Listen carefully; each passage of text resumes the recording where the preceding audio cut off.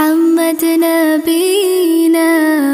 بنور هدينا، من مكة حبيبي نور سطاع المدينة، من صلى صلاته وتحلى بصفاته